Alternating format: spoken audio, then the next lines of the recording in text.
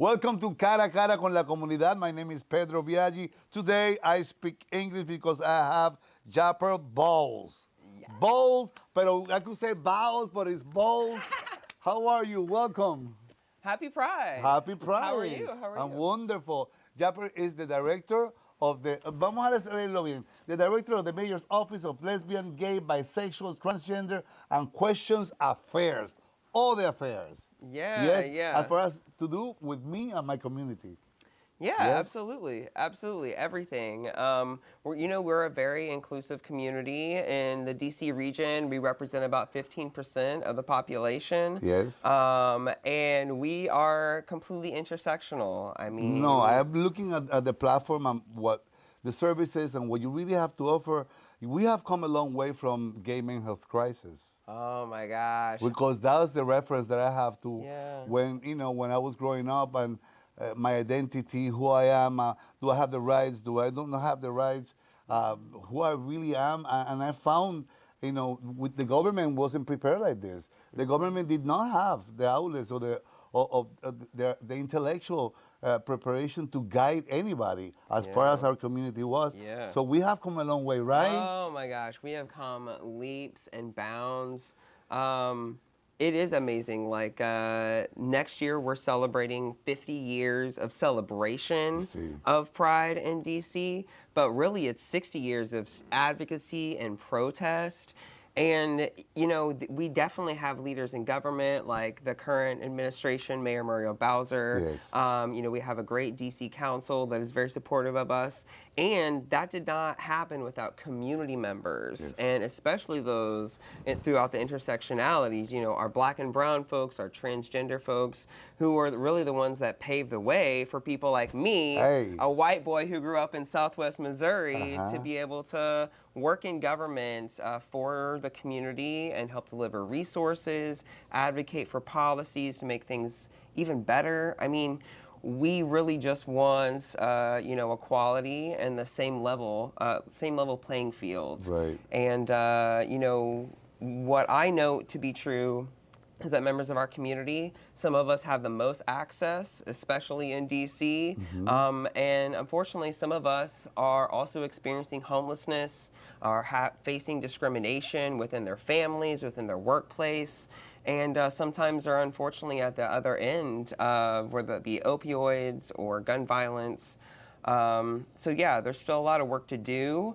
And I'm so proud to say, I work in an administration that empowers me to continue to tackle those big issues. That is huge. That is something to say like that, to feel that you're empowered by your own people, by the person you report to, that person celebrates who you are. I just spoke to Director Reyes on the phone, and when I mentioned your name, all I hear is just pure celebration, love, admiration. That really what life is about, but especially for us, that is so difficult, has been so difficult to be identified, to be respected, to be the executive, that you are today, because you are this Mr.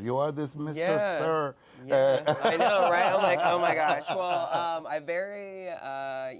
have, I think a little intimidation into this. I am the youngest cabinet member, to my knowledge, in the Mayor Bowser's administration.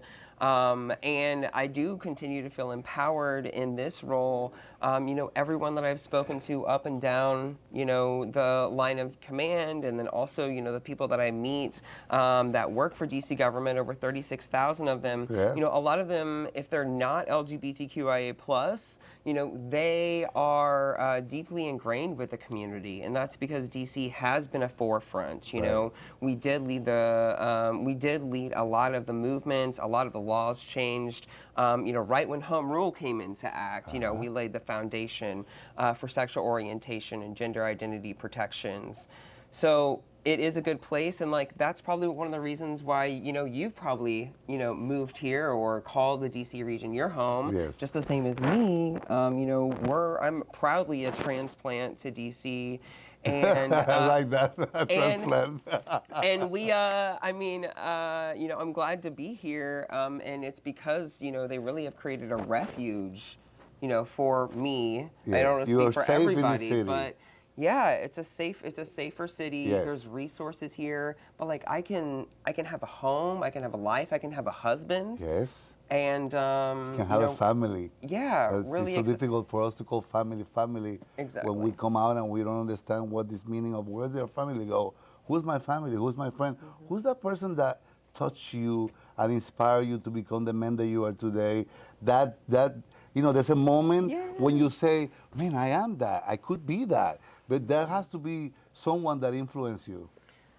Oh, I'm sure this is like the same answer for a lot of people, but my mother, It right? is not the same answer for Oh, yeah, everybody. yeah. Well, for real, I grew up in Southwest Missouri, which is beautiful, the Ozarks, but more specifically Branson, Missouri, which is a tourist town. People call it like the family-friendly Vegas. Okay. Tons of hotels, tons of Very theaters. festive. Very festive. If you like country music, Western music, gospel music from like the 30s to the current, you would love it. Okay. Not really conducive for a small gay boy. Yes. And my mother knew that I was gay before. I mean, obviously before I did. Right, because she gave birth to us. So they yeah. had to know Oh my God. something we don't know. And she just has been the most supportive. It really was just her and I. It was a single mother. We moved to Branson because she wanted to be in the shows. Her dream is to act and dance and sing, Really? and she has the talent for it. I mean, and she got into a lot of shows, and sometimes she didn't. And times were rougher in those situations.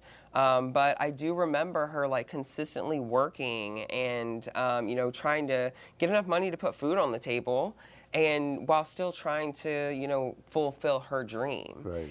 And throughout that time, like she worked in a lot of hotels, a lot of laundry rooms, a lot of housekeeping, and that hard work that I saw from her, it really drives me and my staff today. They're like, you are 100% of the time. Like, you are just going so fast. And But she had to have done something completely right with you. Yeah. Because a person that goes through all that in life to make it happen and to bring food to the table had to have done something with you that Yeah. makes sense because look who you are today. Yeah. It doesn't make sense that you are this man today, responsible Yeah. for a community in the most powerful city in the world. Yeah. Coming from Yeah. a mother that had to struggle so much. She Struggled did so something much. right. What did Yeah. she do right with you? I mean, I think the work ethic, she also knew that I needed to get out. Uh-huh. And she always was like, college, you have to go to college. You have to go to college. How do I get you está in la the right diferencia. spot? That's where the difference comes. And she absolutely could have taken less jobs or, given up on her dream. And I could have gone to another school or a less favored school district. The school district that I went to was also just impeccable because it was a tourist town. There was tax revenue. I did have really great teachers. And I remember, like, the first time I came to DC was because I sold just a ton of candles to get a trip out here with a school group. I mean, just like literally like 2,000 candles. Really? And I came to DC, and it was a good opportunity to see gay people, but diversity. I mean, we're one of the most diverse cities in the world with all the different embassies. It's a melting pot. I knew, Yeah. and I just knew that I needed to be here. To become the admirable man that you are today, that leader that makes a difference, that you could laugh at it because it is kind of funny to think about yourself on that. Like when you say, oh, you're a brand of what? A brand of leadership, no? Yeah. So I understand that your mother is the responsible for who you are today because her focus was to provide and to provide to empower you to become, so education was key. Yeah, absolutely. What was your education? Yeah. So went to a public school, went to public universities, was very interested in sociology, which is like data charts, how do you study people as we work and communicate and grow together. And then also I really loved public relations, like how to sell something to someone and to people. It's a natural gift you have. And yeah, I hope just smiling a lot. Like that's it. But no, I really love to see how you can build coalitions and groups, bring different groups of people together to make really big achievements happen. And I think that's why I probably gravitated towards politics is, you get to see, what people's lives are and how you can better, change those things, hopefully for the good. And yeah, I don't know. I think another key part of it is, Barack Obama in 2008, he came to Springfield, Missouri. Okay. For his presidential bid and his presidential campaign, he didn't have any reason to be there. Like Missouri was barely a swing state then, and he still went there to talk to people. And to me, that was also one of the first interactions that I felt like something was bigger. People throughout the entire audience were doing hymnals and singing and doing chants and. He was just such an inspirational figure at that time in my life. Unfortunately, I wasn't able to vote for him the first time. I think I barely missed the Well, because you were too young? Yeah, too young. But you were informed. Yeah. And then that next year, we came to D.C. with our government's, our government class, our history and government class, and after we sold all those candles, and yeah, I think it was just You a make right it sound very confluence. funny, and it's fun to hear it, but I know that it's not an easy path. Nobody gets to where you got in an easy way. That was not given to you. That was not a right. That was something you worked for. And it is inspiring to see a person like you, because we have so many people that are looking at you right now, like you and like me, that are wondering what my life is going to be about. And I don't have an opportunity, and there's not a chance for me. My doors are closed because I'm gay, because I'm white, because I'm black, because I'm red, because I'm all the many reasons we particularly have not to have the challenge. But what is the biggest challenge that you face as the director of in the most powerful city in the world, of a community that's so diverse, so talented, so beautiful, then again so messed up? Because we are all the colors. I mean, that rainbow represents something. Right? Absolutely. What is the biggest challenge that you have leading this community to a better place? I think it would be myself. I mean, there's so many. I mean, the imposter syndrome is very real. And I would say to the people and my community members, family, friends,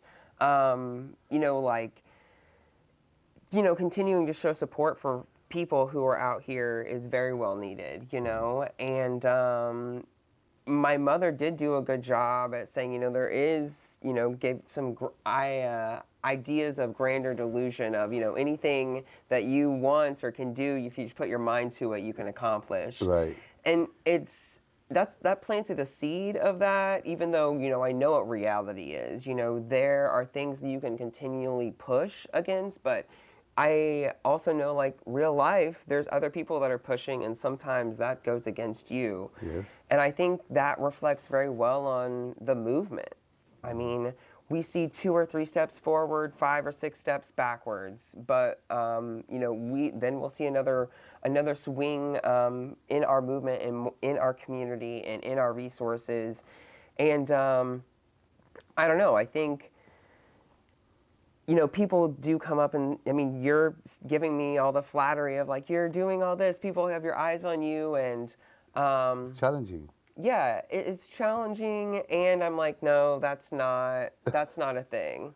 And it really is. It is. I mean, Mayor Bowser appointed me in this highly visible role. We haven't even spoke about World Pride yet, but that's another huge opportunity to really, like, step into leadership. Yes. And so I would say, my own, inner demons. And at the same time, like, you have to confront those things and say, like, yeah, now is the time to step into this leadership. I know I don't know everything, but what are other people in the room? How do I put those people in a room so we can have a really successful World Pride or continue to deliver for the community Exactly. in this office? Initiative by initiative, event by event, constituent service case by case, Exactly. It's the word gay means for so many people different things, but I know when I understood what it meant, it was that we were happy, we were celebrating, we were celebrating, we were always in a party mood in a way that we had to over celebrate, and for that we fell into many, many wrong places. The community was identified as, at a time that all we did was get high because we were so fabulous that all we could do was get high, and that did happen. But that happened in all the communities. And then the drugs that came went from one level to another to a point where it burned. It burned a lot of our community. We felt, into a deep hole. I don't understand if the celebration of the gay, of being happy, and the extreme of life itself took us to a place where we lost so many people. Then AIDS came, and it was so, it was the results of the many things we don't have the answer to. But we have to live through it. We have to continue that fight and continue that leadership, especially for a person like you, that today is leading me to a better place, to a better life, to resources that I don't know about, to a city that has an embracing arm for me. So I want to know, what is it today, what you do represent, and what does this office offers me and the guys and the young guys that are looking at us, those Latin American Youth Center kids that are in the LGBT program, that are wondering, do I have a future? You are the future. Yeah, we are the future. We do have a really good opportunity, and that doesn't mean that we have to stay lazy or get lazy. We still need, people to identify and can fight for the movement, especially those most vulnerable. I mean, frankly, living in D.C. as a white, cisgendered, identifying gay man, again, a lot of doors actually open up because of that. Yes. And, there's still, unfortunately, a lot of folks that still need assistance. Yes. And we know, youth experiencing homelessness, about 40% of them identify as LGBTQ, which is much more disproportionately higher than our straight counterparts. That hurts, right? That hurts. It does. It does. I mean, knowing the definition of homelessness now, which literally is How do you know the definition of that? Oh, so science and government policy people define everything. And one of them is, couch surfing. Yes. I slept in the street once. Yeah. And I slept in many people's couches. I absolutely have, and a lot of people have in our community have as well. Yes. And, you don't really understand, like, oh wow, like I slept in my car at that time, or I needed a spot to live for a week or two. And there's also been now, I have the resources to do these things, and it's just like, paying rent, that's just so easy and so custom and so a part of standard. Yes. And it wasn't always that. And just having that anxiety, that stress of just basic It becomes a way of living, surviving. It's so hard for young gay men. Yeah, it is. And it's hard for everybody. The world is hard right now. But now today we have you, and we have a path. Yeah. We have a place where we can have a chart of things perhaps that we could do to have a better life, the resources. Because I'm talking about, I came to New York when I was 16 years old with $10 in my pocket. I landed in 42nd Street. Ooh. So you can only imagine what was waiting for me, how much fun that I have. Oh my God. But I did get to meet darkness, and I did get to meet the worst of what life had to offer, because, when you're at that age and you're that vulnerable, I obviously I was so aggressive towards life because I wasn't taking it lightly. You experience betrayal. You experience, you don't even know why you did this. You know, there comes to a point where you ask yourself, why, you know, there's always a bigger reason, you know, why we do what we do and when we take the moves that we take. But today, I want to empower those kids that are looking at us and let them know that there's a chance, that there's an Yeah. opportunity, there's a chance to educate. You're an educated man. Yeah. You're an inspiration Yeah, for me. yeah, You know, yeah. Oh, I thank you, really thank you, appreciate thank you. talking to you because we are leading, Yeah. you know, a movement. And today the youth need people like you. What's happening in the streets? What are we doing about it? What do we tell a kid that happens to be lucky to watch us, that's going to couch surfing, that doesn't have a place to live, that has a dream, Yeah. and is living in this city? Yeah. Well, there are resources, Yes. and there's a community Yes. here for you.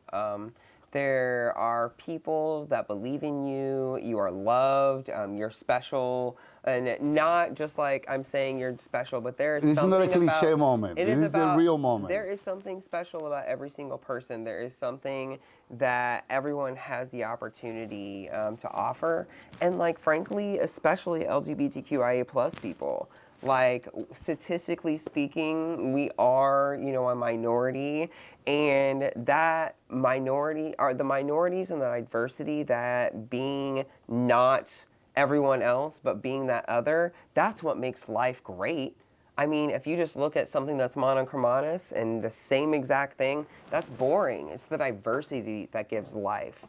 And that's why, you know, specifically with our LGBTQI plus community, we have such a good opportunity to shine. And to those folks that, you know, may be couch surfing, you know, there is something about you that, you know, there is a reason why you're here. And you know, I'm not religious, you know, or spiritual. However, I do think, you know, there is a good opportunity for you to make an impact on this short time on Earth, and you know, that's what you're guaranteed, is your lifetime to better impact other people and have a good imprint on them. If you happen to fall in the wrong, unfortunately, it happens. It happens to all people. But Yeah. if you happen to be a gay man and you fell into the drug situation, what resources do you have here in the city? How can you help me, you know, step out from that? Because we have to step out from that. So I think the first thing is drug use and sex and a lot, you know, other unhealthy lifestyles. They happen. That is a part of life.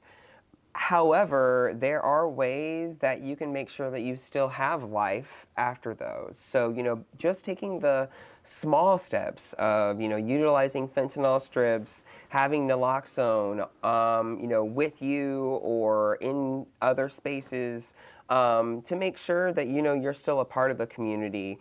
There's also so much health resources, community groups. There's a lot of ways to just have a better, healthy lifestyle. It does, you know, require, you know, not often, it requires that person to say yes. To want the help. To want help, yes. Yes. And there's so many culturally competent resources that, you know, can speak Spanish too, you know, can speak Amharic, can speak French, you know. There's a lot of other, as I mentioned, the intersectionality of our community. There's so many resources. There is a community there. And from the government side of things, you know, I may not be the one delivering those resources. And I would much prefer it if I could empower my community members and community organizations to provide those resources. I know that they are the ones in the spaces, they are ones in the streets, they are the ones outside providing resources already. Right. So I want to empower them, provide resources for them to do this work. And of course, you know, we need results and policy adjustments from those things and the data they collect. You think there's been an improvement in our community as far as that goes?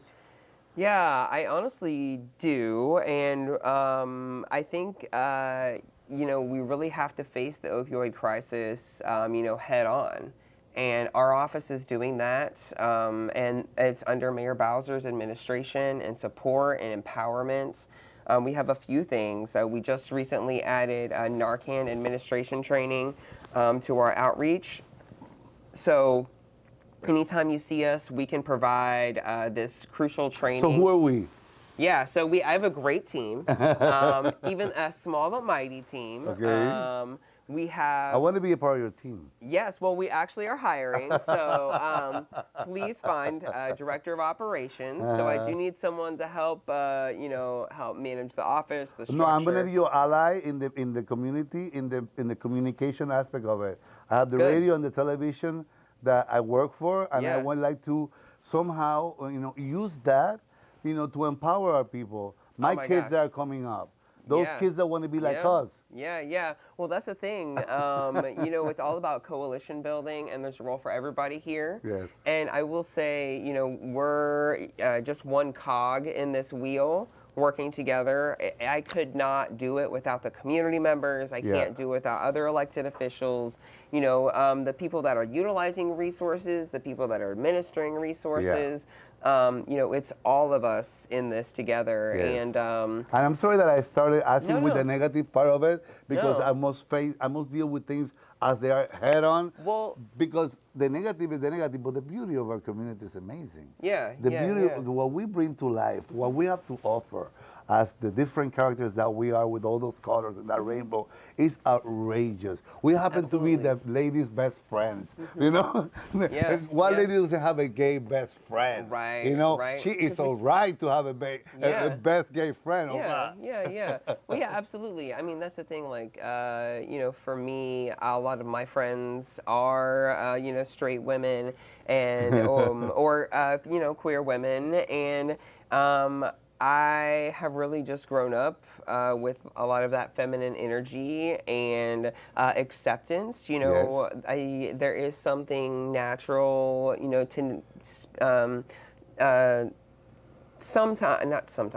typically with how women communicate and how they're looking to build community, and that's how they tip their communication style, where it's like men are the more masculine types of personas are typically more direct and are really looking for themselves. And so Right. being a gay man or a two-spirit person or just someone of the LGBTQI plus community, I get to gender mix with a lot of things. And that's one part that I find about being queer and a member of the community so cool, is like all these gender norms and communication styles and the way that we carry ourselves and how we dress, like all of that. We must be called. Yeah, what we want to be called. Like, we get to... I want to be called Pedro.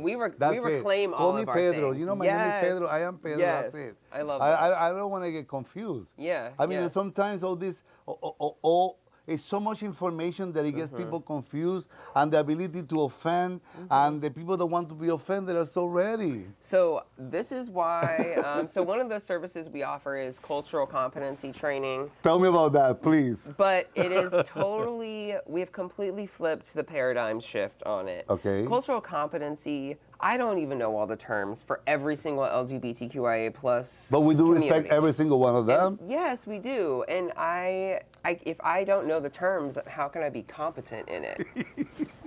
But I'm humble to know Yes. that I don't know the terms. Right. And that We're willing to terms learn. change. Yes. And that, I'm here for the movement. I'm here for the person. I see the person as they are. So even if I say something maybe ignorant in, one instance because I don't know, Right.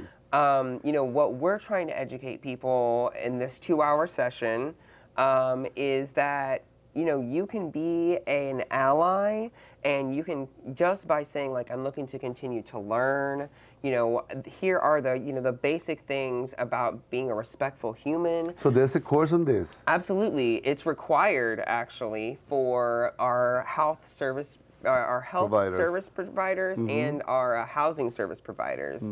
So for like the kids at LAYC, they're actually LAYC is one of our organizations that does this training. Okay. And they've been working with us to redevelop it and really provide the tools that, people that work at LAYC and all these other housing service providers need to have that humility. You can say, hey, like, I don't know everything, but I want to be the best advocate I can for you as a person, as a human being. Right. Not necessarily, you know, the alphabet mafia. Right. But for you. And so that, to me, I think is really hitting hard and deep. And it especially is kind of like throwing away, well, you know, A is for ally, or is it for asexual, or is it for aromantic, Right. or what is the A for? What is the I for? Well, I just don't What's want the to T disrespect you. I just don't want to call you or say something that offends you. But we are so ready to be offended also. So a part of the humility is really back to the community. Yes. To be like, yes, a person should not be misgendered or mispronounced. However, if someone does that, you need to give that person grace to, you know, and especially if they acknowledge that, you know, they have the humility to move on, and that's an education moment, to give that grace. It is an education moment. We all have to learn something every day. How to be better, a better person every day. A man needs to be a better man every day. Absolutely. And how you do that? Well, you know, by having an open mind, and by also having humility and have empathy. But, you know, we live with, a lot of people don't have it, and we have to deal with that. They don't. And that's the thing. The education moment isn't just about, you know, the person who may be, you know, mispronouncing, but also the person that needs to make that education moment. And frankly, you know, I think a lot of the members of our community, you know, there's a lot of big freaking things happening right now. And, you know, mispronouncing one time from someone who we know is an advocate, a friend who is there in community with us, and especially if it wasn't from a place of ill will, you know, there are wars. And like our community, there are people that are experiencing homelessness, they're experiencing hunger, you know, they're, you know, addicted to all the different vices. There are bigger issues going on. And so, where do we connect? Where is that? How do we? I'm gonna step out. Yeah, yeah. I come to the city. I'm new in the city. I want to be part of my community. How do we engage? That is not a bar. That is not a bathhouse. That is not any of those. How do I become a part of my community here? Can you invite me? Oh my gosh, please. It's Pride Month, so there's a ton of events that are not alcohol related at all. There are no insanity related at all. Oh my gosh. There are beautiful family events that get us closer together. Did you know that there's over 300 LGBTQIA plus organizations in the region? No. Oh my gosh. Well, that's why I'm so busy. I'm glad you're here for that. My team is so busy because it's more than just housing service providers. And there are sports teams and arts. There's so many different things that whatever your passion is, I pretty much guarantee give me 2 or 3 of your passions. I bet I can name the LGBTQ groups that I could get you involved in. But my passion is to empower children that have been sexually abused.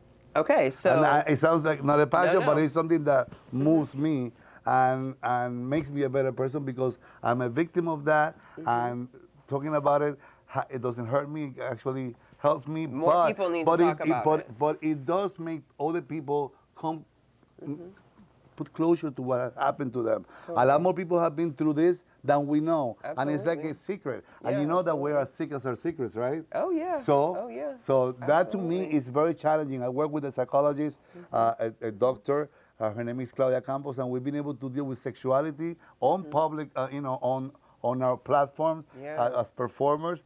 But I believe that dealing with the issue of sexual abuse for children, I mean, you asked me for something that passion me. I don't know if that's the right answer. No. But it gives me that, that the reason why I'm here, there's a reason why I'm here, and it's for you to know what happened to me so it doesn't happen to you or anybody else that you know.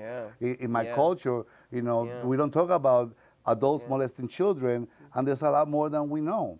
So, but besides that, the movies, the entertainment, Broadway, the theater, I mean, we have so many great youth-dedicated organizations. One that comes top to mind, and we actually funded them last year, and they're working with us this year as well to continue the program. But it's Smile, And the program that we funded and they're doing is Latinx outreach. Okay. And so many of these youth-based organizations create space and empower the individual and the youth to acknowledge that if that's something that does happen that is so egregious as sexual activity with a minor, Yes.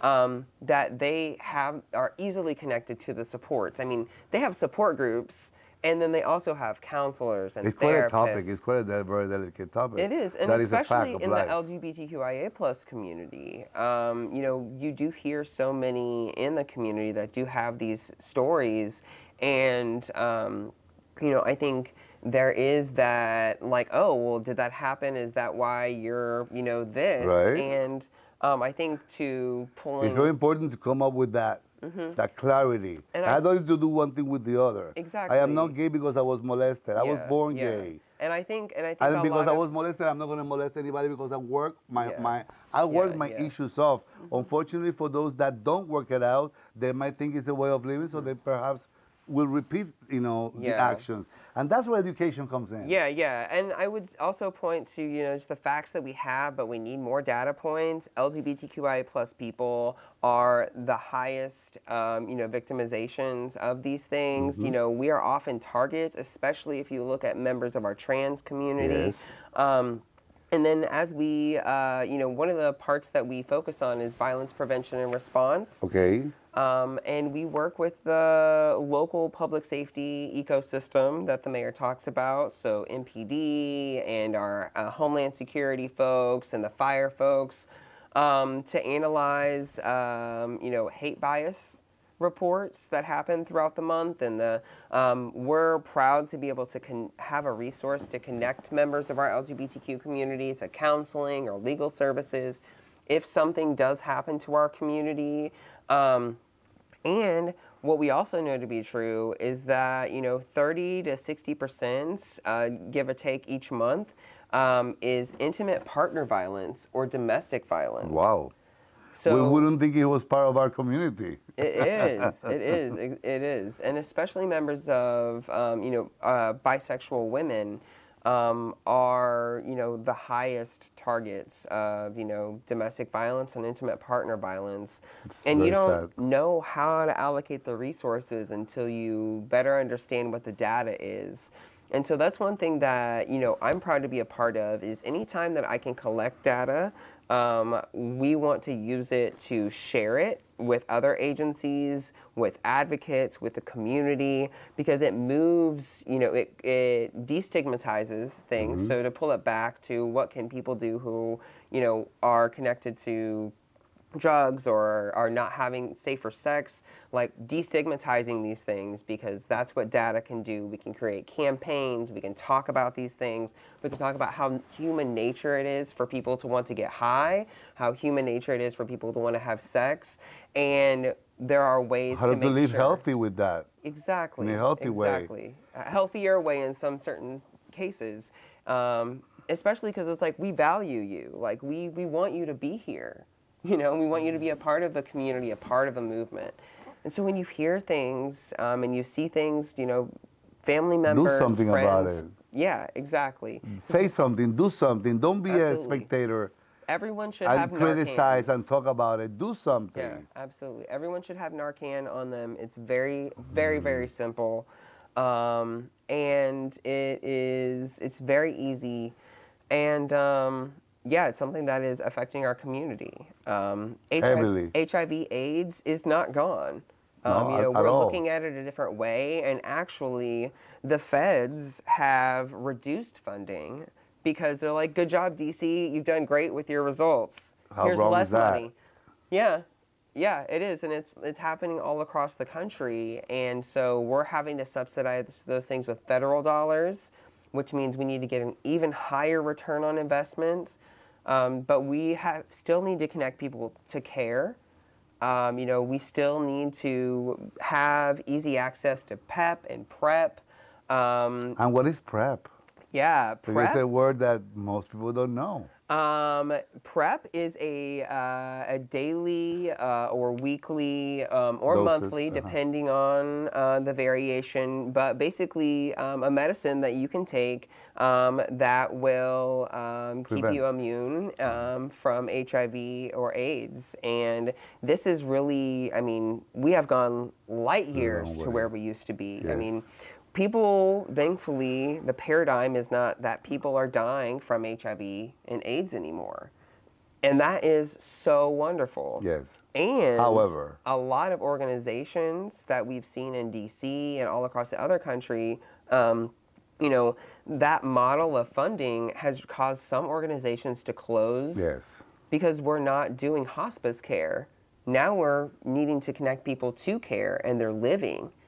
And, you know, that's another big part of it, too, is that the local health departments, like our DC Health, they've done great with this, is really as, you know, really things change and shift. The funding resources have had to adjust and shift and change because our community has changed. Yes. And, you know, I'm 33. You're you a know, baby. I was born in 91 at the Yes. height, and I had no At idea. the height of confusion, at the height of death tolls that were completely out of control.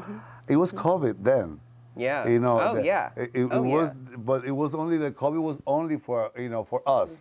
You know, it was really now when COVID came, I related that feeling of confusion and Yeah. vulnerability. Yeah. Except that now my family, my sister, my nieces, they were all as vulnerable as we were then to catch something that we didn't know where the hell it came from, you know, and what to do with it.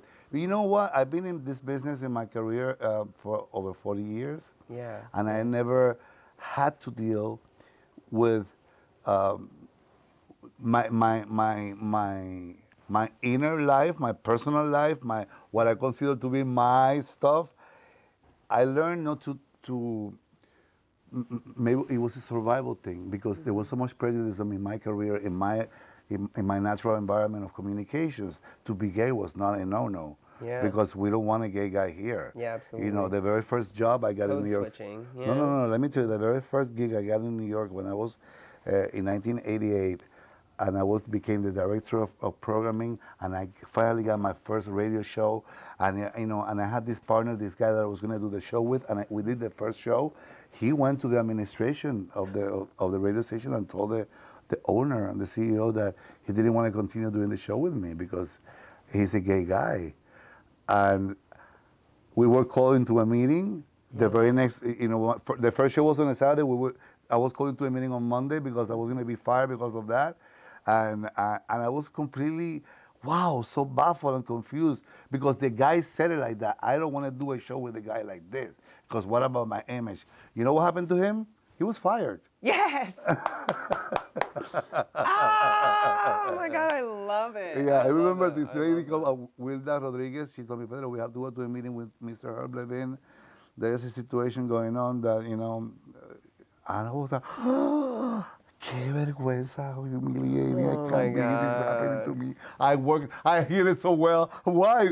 I mean, you know, because you live in a macho mentality where everybody was straight, and if you were the only gay, then you had that chance to fit in, to be a part of. And when I was taken to the meeting, and the guy said, "You are fired." I guess it is. They're putting that in the movie. They're keeping that in the movie, you know? It is a reference in my life to respect myself, to bring some kind of a decency and seriousness into who I really am and the reason why. Yeah. But having that experience from there until now, I never had to put it out. I never had to engage the conversation, but because I'm gay, you know, I never had to, I never needed it. It was not a part of the conversation. I learned that life was not about me, that was about you. It was about others, you know, and in my communication. But now things change because as I have reached this age in my life, I feel responsible. I feel responsible for those kids that are looking at me and asking and say, is this guy gay? Is he gay straight? You know, because the people, no, I am that man, that respectful man, that professional man that you could become. Because the limitations that we face when we are gay, young, they all say you ain't not going anywhere, you know. So I now feel very proud, and I'm honored to be sitting next to you because I want to be useful to my community. Same. I want to Oh my God. use my microphone, my cameras, my everything, every aspect of communications that I have. Your platform. Thank My you for platform being here. to give a hand, to share, to empower my kids that are coming up. So this is why I'm talking to you today. Because no, I so appreciate it. no, listen, Absolutely. to me it's quite challenging because, like I told you, I never had to go there, but I am that guy. I don't live in a closet. Somebody told me recently, but the day you come out of the closet, I said, what closet? Yeah, It's oh the my fact that God, that I'm not telling you all the time what my private life is, because it's none of your business, and because it doesn't really matter. Yeah, absolutely. Yeah. You know? But today I'm talking to the director of the Mayor's Office of Lesbian, Gay, and Bisexual, Transgender, and Question Affairs. I am the president of 2 radio stations. I am the general manager of them, and I have a radio show. I'm in television, and I just want to put myself in your hands. Yes, I love it. For those messages that you have to share with the community, to use and canalize, because I want to be useful. Yeah, absolutely. Well, yeah, no, I appreciate that. I mean, that's a part of the movement. I mean, that for real, when people talk about the gay agenda, and I'm like, well, this is it. I mean, we get to spaces and we create more spaces for people that are like us, and that we see their voice needs to be in the room. Exactly.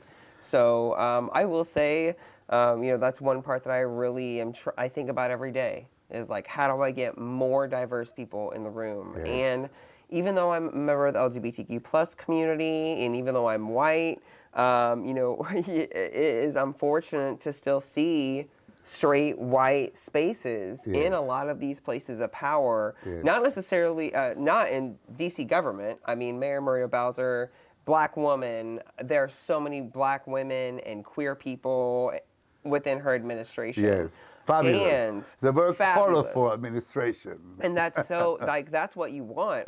Yes. But in so many places of power, it is really. You know, when we say LGBTQ and all those many letters, I have to have respect for that. But it's very confusing. I'm gonna stay with LG. I'm gonna stay in the G. Yeah. How about that? Yeah. Right? It's okay. Yeah. I think, and that's the thing. You can identify how you identify. I think for me, once you say LGBTQIA+, it goes just to the community. Whew, there's been. Well, is it what letter is mine? Where do I belong? I belong in the L. However you see yourself, exactly. So. And that is the same for everybody. Everybody has to look and see where they see themselves, and demand the respect for who they are. Exactly. Right? Is that what we expect? Absolutely. And we're an inclusive community. So yeah, if you see yourself as just the G, or you see yourself as a few of them, we just want to provide space for people that are questioning those things. Let's talk to that young gay man like you. Yeah. When you were 15, 14 years old, what do you tell that kid? Oh my God. About who you could become. Right. I don't know. I think that's where the imposter syndrome comes in, because I have those questions. And like, what would I tell that person? Yeah, like you'll find you're going to live in such an amazing city. Your mom is going to be the most supportive. She already knows you're gay. Come out. Right. Like she knows. Let her empower you, and let her teach you how to do makeup, because, of course, my mom is also a drag queen. Biggest drag queen. It's a legacy. She was in shows, so she has big hair, drag makeup, the tights, perfect mom. the beautiful glitter gowns, all of that.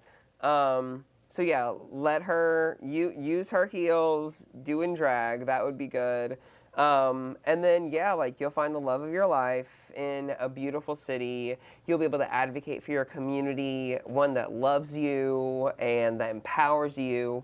So, yeah. What do you tell that kid at 14 years old that still hasn't been able to define what he's going to do with his career? Yeah. Where is it at? It's his college studies. I mean, come on. So, yeah, no more discos. College is good. College is good. And my actual, job, the thing that I wanted to do before college, pretty much my whole high school career, until I had a huge pivot, was I wanted to be a chef. Okay. I wanted to that's one of my passions. So define your dream. Define that feeding dream. People. Yeah. And, I think in politics, I found a way to make money and, also feed people, feed them with ideas and experiences.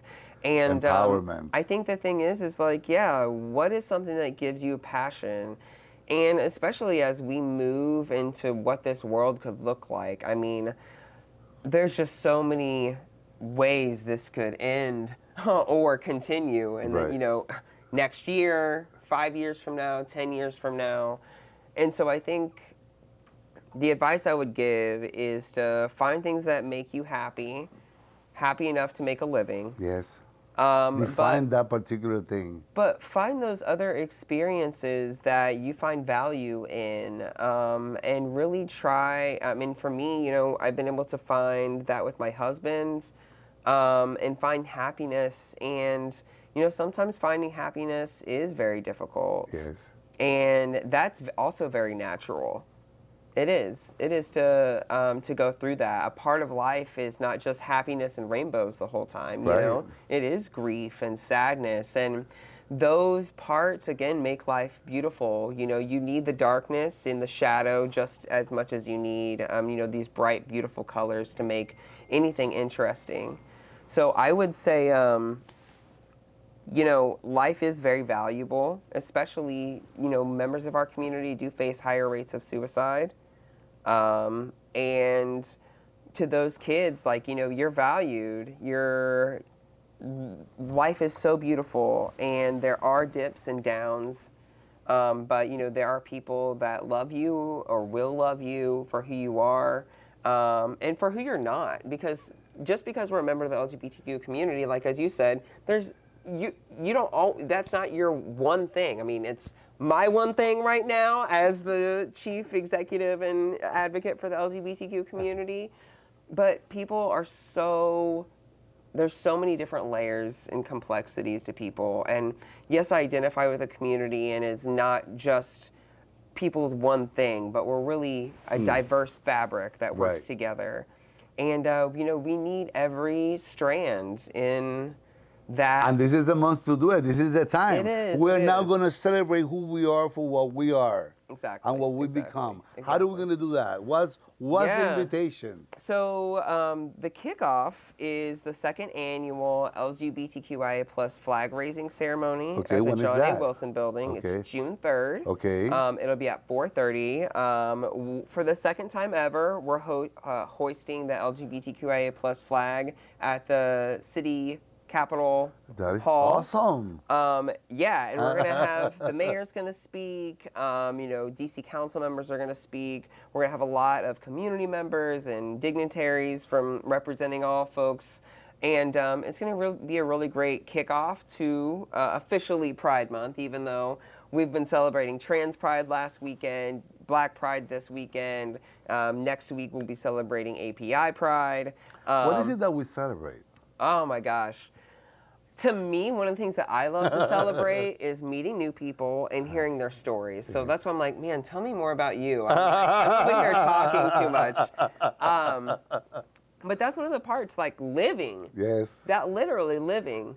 And for some, it's much harder than others. Yes. But literally, that's what we're here to celebrate. Like our progress of being able to be alive as who we are, however much The we identity want that to we be. do have today. Yeah. Which is proudful. Yeah. And it's like, as long as you're not hurting people, and I mean, to some, as long as it's, as long as everyone's agreeable to it, then freedom of expression. So And June 3rd is the first event. June 3rd. June first 3rd. event, yeah. And then what's going to happen throughout the month? Oh my gosh. So many events. As I mentioned, over 300 LGBTQIA plus organizations. All of them are looking to have something. Where is this information available? Yeah, you can find all of it really at our website, DC LGBTQ. We also have community affairs, .DC LGBTQ. All of our social media will also be doing a ton of updates. We're very active on social media. We're not like one of those. Are you going to invite my radio and television platforms to be a part of all this? Oh my God, absolutely. The media advisory is coming soon. But we're also doing, we're marching with Mayor Muriel Bowser in the Capitol Pride Parade. Yes. And in advance of World Pride 2025, they have created a new route. So I don't know if this is breaking news, but new route for the Pride Parade. Okay.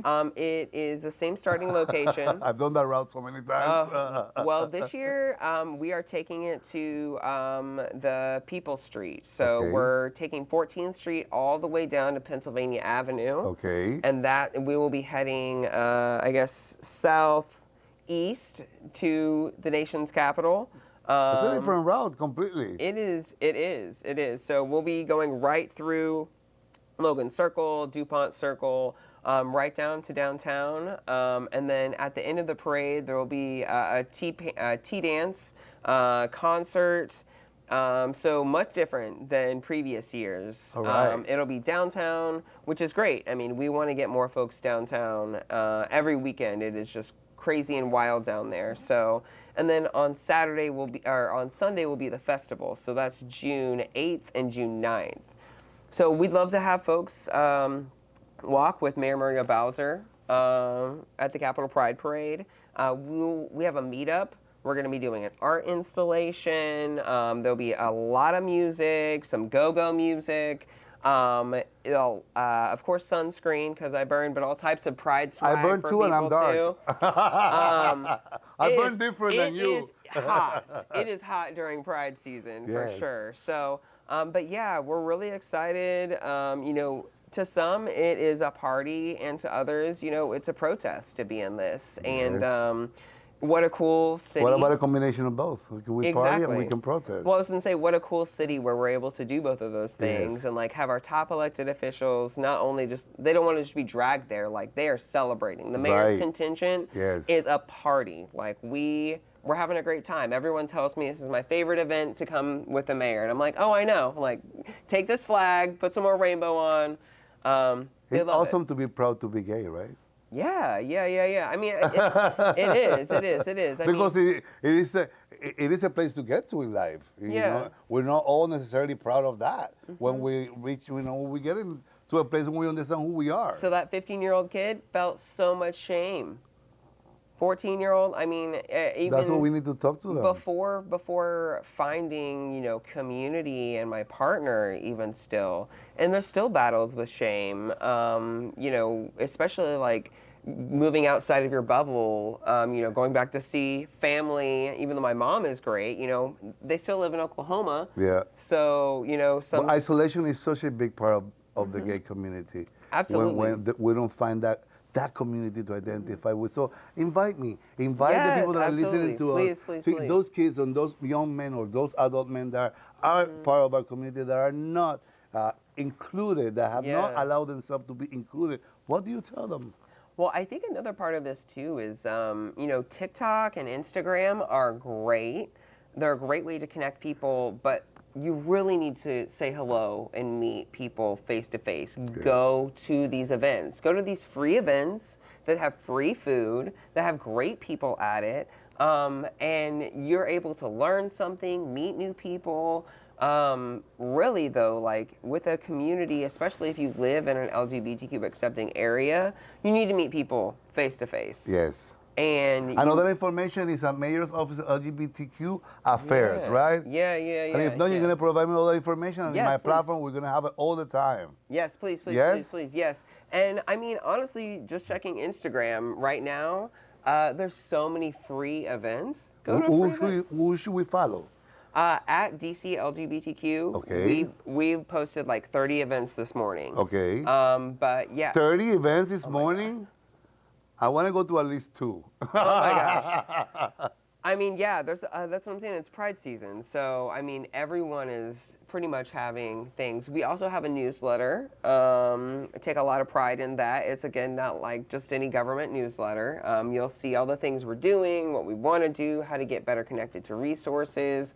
And then also, like, it comes from my voice and my staff's voice. So, you know, we provide tips and, you know, Reality. Yeah, exactly. I mean, To I this wanna, beautiful life exactly. that we came to live. Exactly. I mean, life is short. If you spend time, you don't want to waste your time. No. And with a newsletter, we want to give you, like, you know, we don't want to waste your time. We want to give you entertaining things. We want to give you factoids. We want to make sure you are included, but also, like, we're a government agency. We want to make sure your tax dollar is utilized well. So we're connecting with people. We're out in the community. Here's more resources. How can we help? Japer, I love you. Thank you so much. Yeah, no, thank you. you For being who you are, how you are. It's been Yeah. great meeting you. You're very empowering and very inspiring. Yeah, You know, thank and you. I just want to Thank thank you. God for this moment. Yeah, For us thank you. and for our community. Well, I do appreciate that. I do appreciate it. Thank you. Thank you. And thank you for all that you've done. This is such an amazing platform. I'm so glad to be here. We just started with you. This is the very beginning of a new way of living, communicating to our community what life is about for us. Because, Yeah. you know, in general, life is just beautiful. You know, or it could not be. In general, life is life. You know, it is important for us to enhance and to acknowledge how can life be different in the LGBTQ life. I mean, really, because I just want to present the options that we have. You represent that change and that professionalism, and that meant that we need to have more people like you in our community, in the world in general. So, Japer, thank you so much. Thank you. And Thank this you, is thank not you, thank goodbye. you. I'll see you later. Yeah, no, absolutely. See you next week. See you next week. Honestly. Yes, I love it. Thank you so much. Thank you.